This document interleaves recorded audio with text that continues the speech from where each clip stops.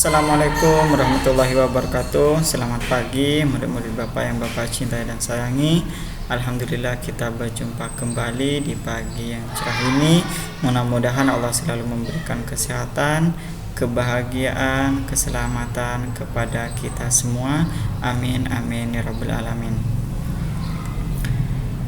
Baik murid-murid Bapak, untuk hari ini kita melanjutkan di halaman 88.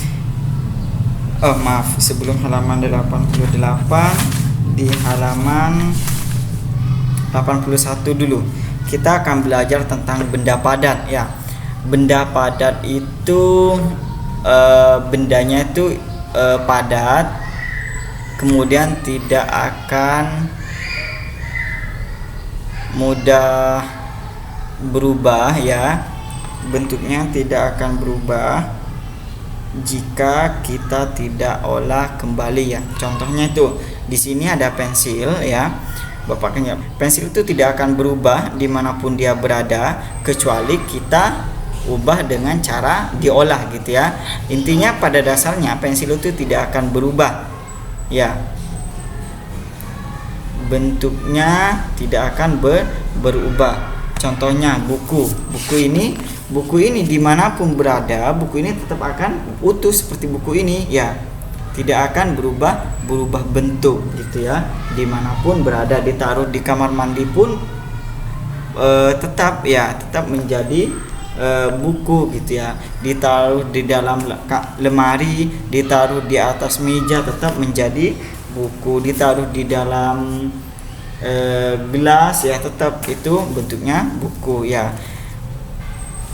Kemudian kalau benda padat itu dapat digenggam ya, pastinya dapat digenggam ya, karena itu berwujud nyata, mempunyai massa yang nyata gitu ya bendanya.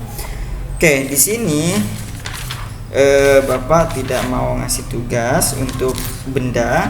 Di MTK-nya, di MTK itu Bapak akan kasih tugas di halaman 84. Perhatikan contohnya. Buka halaman 84. Oke, di situ ada contoh. Udin dan Beni akan berlomba lari. Jarak yang ditempuh 350 meter. Jadi dari start sampai finish itu ya, jaraknya itu 350 meter. Ini jaraknya dari sini ke sini itu 350 meter ya. Setelah Udin nyampe di finish ya, berarti Udin sudah menempuh 350 meter ya. Beni baru nyampe 200 meter ya. Pada saat Udin udah 350 meter, Beni masih di 200 meter ya. Pertanyaannya, jarak yang ditempuh berapa meter sisa jarak yang ditempuh Beni ya, sisanya. Kalau sisa itu berarti ya dikurangi. Kalau pertanyaannya selisih itu dikurangi. Kalau pertanyaan pertanyaannya perbedaan itu dikurangi. Selisih, sisa, perbedaan itu dikurangi ya. Oke, jadi panjangnya ini Udin kan udah 350 dikurangi Beni berarti 200. 350 dikurangi 200 sama dengan 150. Jadi sisanya dari sini ke sini ya, yang kosong ini dari sini ke sini itu 150 meter. Oke, kalian coba kerjakan nomor 1 sampai nomor 5.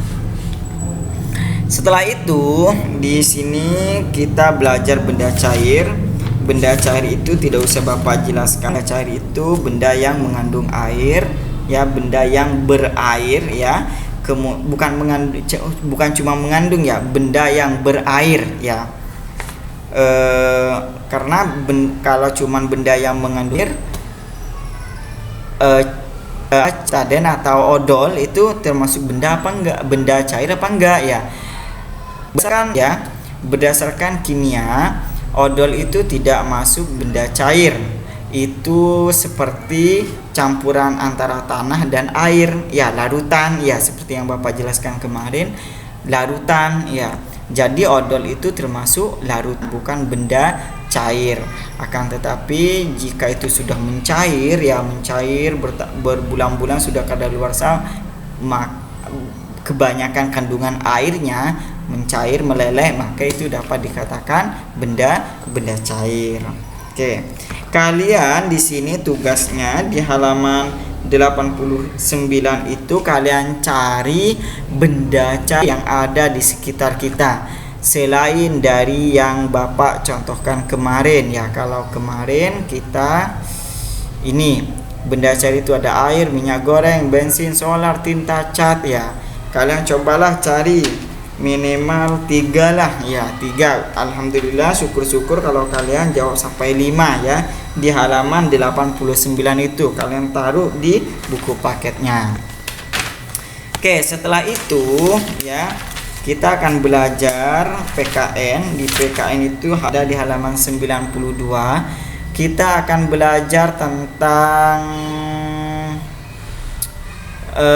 gotong royong, ya. Gotong royong itu berasal dari bahasa Jawa, ya. Gotong berarti pikul atau angkat. Jadi royong itu bersama-sama, ya.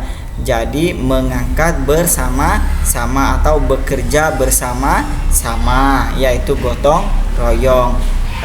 Gotong royong itu sangat penting, ya, sangat penting dalam kehidupan kita, ya, karena itu akan mendatangkan banyak manfaat bagi kita, ya, mendatangkan banyak kelebihan buat kita adanya gotong royong, ya. Contohnya Bapak mempunyai kesulitan, maka dibantu oleh orang lain gotong royong, ya. Bangun rumah lah, seumpama ada gotong royong dari orang lain, ya, itu meringankan Bapak juga, ya.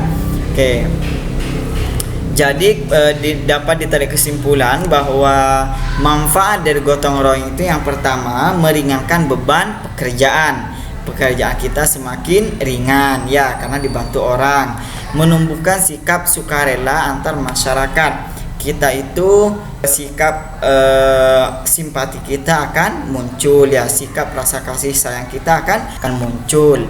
Selanjutnya membina hubungan yang baik dengan warga. Kalau ada yang sedang bersih kompleks gitu, ya, kompleks atau perkampungan, kita bantu, maka di situ timbul hubungan baik, ya. Mereka akan menganggap, oh si A baik kepada kita, oh si B baik kepada kita, oh si A itu menghargai pekerjaan kita gitu, ya, menghormati pekerjaan kita sehingga dia ikut campur dalam pekerjaan kita. Selanjutnya yang terakhir meningkatkan rasa persatuan dan kesatuan nasional. Nasional itu bersatu, ya. Jadi kita itu dilatih untuk saling ketergantungan. Ketergantungan di sini maksudnya saling membutuhkan, saling bersatu. Kalau teman kita saling membutuhkan, warga ini saling membutuhkan, maka kita bantu itu, maka kita bersatu dengan mereka yang sedang membutuhkan. Oke, selanjutnya kita akan belajar akidah akhlak. Di akidah akhlak ini kita akan belajar tentang kewajiban kita kepada orang tua, kemudian kisah mulia Nabi Ismail alaihi salam. Kita mulai dari kewajiban kita kepada orang tua.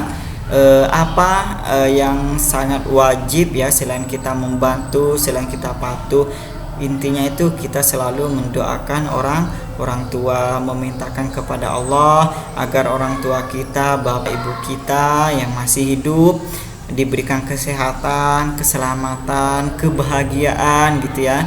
Mudah-mudahan orang tua kita itu sabar dengan cobaan yang Allah berikan, ya, baik sakitnya jangan sampai mengeluh gitu, ya. Cobaannya itu bukan cuma sakit, anaknya pun merupakan cobaan yang Allah berikan kepada ibu kita, kepada orang tua kita gitu, ya. Jadi kita selalu mendoakan orang tua kita, ya, agar selalu mendapatkan perlindungan di sisi Allah, ya. Kalian, ya, yang doanya itu sangat dikabul ya oleh Allah Subhanahu wa taala. Bapak juga mengharap kalian doakan Bapak yang terbaik buat Bapak juga ya. Anggaplah Bapak ini orang tua kedua kalian ya.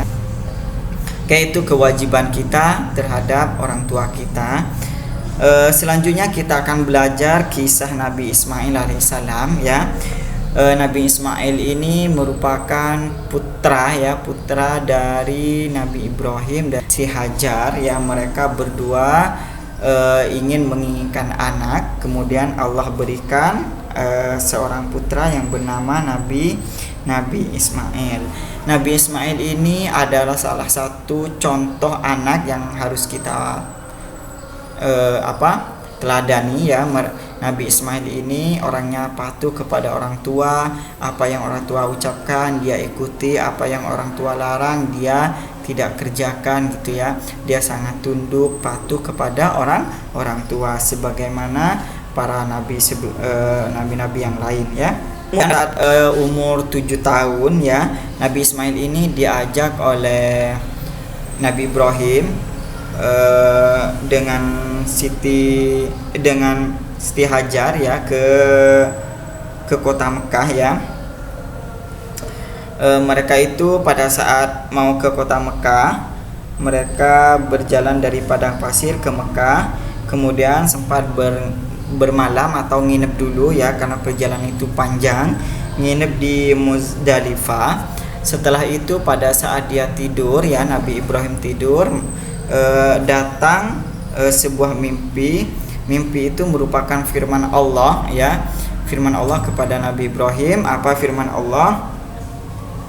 Falamma balagha ma'ahu as-sa'ya qala ya bunayya inni ara fil manami anni adbahuka fanzur ma tara.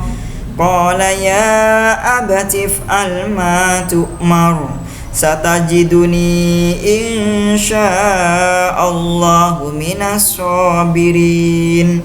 Itu perintah Allah kepada Nabi Ismail melalui mimpinya ya. Apa yang ada di dalam mimpinya? Maka tatkala anak itu sampai pada umur sanggup berusaha bersama-sama Ibrahim berkata, hai anakku, sesungguhnya aku melihat dalam mimpi bahwa aku menyembelihmu ya. Kemudian setelah itu Nabi Ibrahim menyampaikan kepada Nabi Ismail, maka pikirkanlah apa pendapatmu ya. Nabi Ibrahim itu bertanya, pendapatmu bagaimana jika seandainya bapak ini menyembelih kamu gitu ya. Kemudian Nabi Ismail menjawab, hai bapakku, kerjakanlah apa yang insya Allah kamu akan mendapatiku termasuk orang-orang yang sabar. Nabi Ismail itu mau dengan perintah ayahnya kalau dia mau disembelih. Nah, setelah karena patuhnya si Nabi Ismail ya, setelah itu mendengar jawaban si Nabi Ismail, sang ayahanda melaksanakan perintah Allah meskipun itu merupakan ujian yang sangat berat ya. Setelah itu Nabi Ismail itu berbaring ya karena mau disembelih. Mohon maaf Bapak jeda tadi karena ada azan ya. Mari kita lanjutkan. Setelah itu Nabi memejamkan matanya dan mau menyembelihnya. Akan tetapi setelah itu datanglah firman Allah yang kedua kalinya, wa nadayna Ibrahim inna hadza lahuwal bala'ul mubin wa fadainahu bidzibhin 'adzim. Itu lalu kami panggil dia, wahai Ibrahim, sungguh engkau telah membenarkan mimpi itu ya, kata Allah. Kemudian karena dengan kesungguhan Nabi Ibrahim ya, sesungguhnya ini benar-benar suatu ujian yang nyata, kata Allah, dengan seekor sembelihan yang besar ya. Allah berkata, kami akan ganti anakmu itu dengan sembelihan yang Nabi Ibrahim membuka matanya, maka di sampingnya itu ada seekor kambing ya, seekor kambing besar. Setelah itu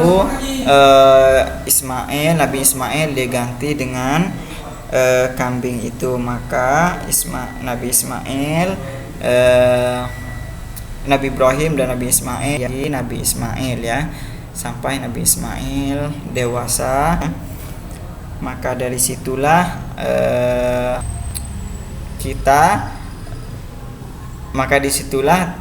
bagaimana cara kita menyembelih kurban gitu ya.